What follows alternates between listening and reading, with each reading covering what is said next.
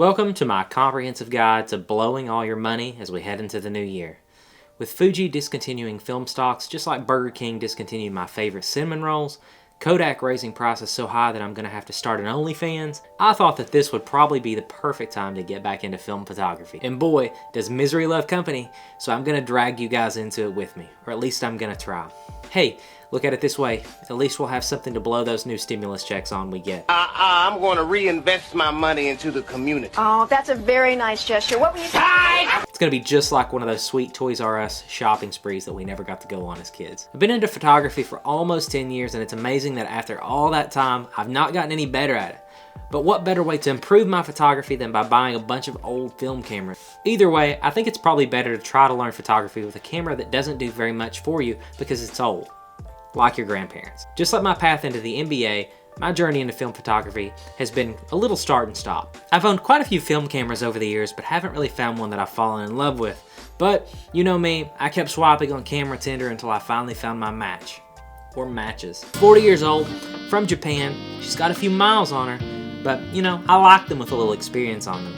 It was love at first sight. My first time taking her out, I didn't use protection, and she infected me with the bug to shoot more film photography. Okay, I'll leave the Tinder metaphor. But let's get back to the original question. Should any of us still be shooting film in 2022? My track record with women would suggest that you probably shouldn't follow my advice on much of anything, but I think so because of reasons. Wait, I should probably explain a few of those anyway. That was the point of this video after all. Film is a lot like the McRib.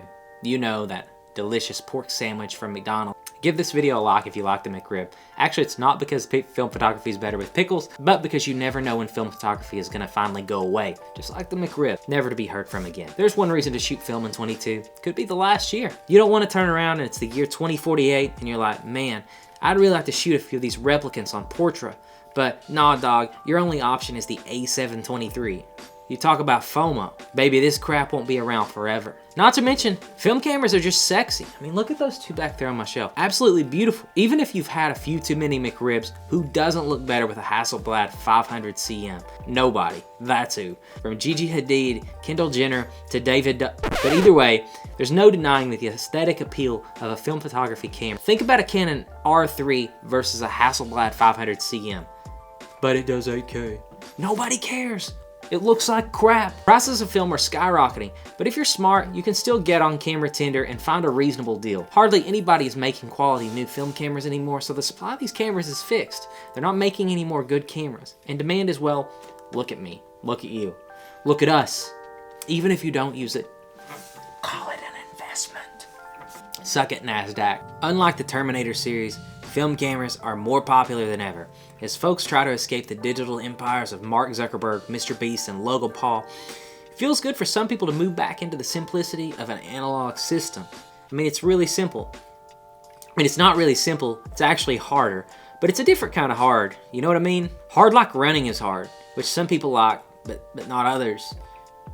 This is a terrible metaphor, which brings me to my next point. When you finally decided that the world isn't bleak and painful enough for you, film photography allows you the unique opportunity to suffer for your art as well.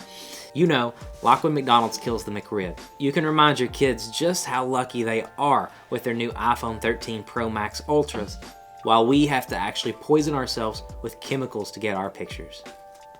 Get off my lawn. If you're like me, you're exhausted by the bazillions of images pouring down your Instagram feed all the time that look exactly the same. All exhaustingly edited digital image with 39 stops of dynamic range, the saturation dialed up to 11, and so sharp that Rambo gets jealous.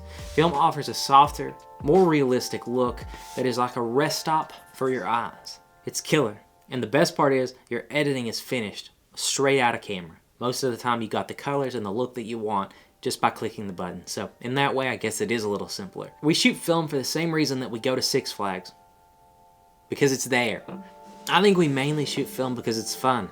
Lots of times these old cameras have lots of buttons and switches, and sometimes they're even completely unique systems, unlike anything that's out there presently. I mean, look at the Rolleiflex TLR back there on my shelf. What a crazy thing. So for folks who like to dick around with stuff and tinker, film photography offers that opportunity to really just kind of play around. But probably my favorite thing about film photography is getting that first glance of the images after I get them back from the lab. It's super exciting getting to peep those pics for the first time. It's just like being a kid and opening a pack of Pokemon cards and you finally see a Charizard. Except this time you helped create it. Unless you work for Nintendo and you did help create Charizard, then you know exactly what I'm talking about. I'm sure there are lots of reasons to shoot film, but those are a couple of the ones that came to mind. Let me know in the comments what your reasons are for shooting film. And if you like this video, give it a thumbs up. But as always, thanks for watching guys, and we'll see you next time.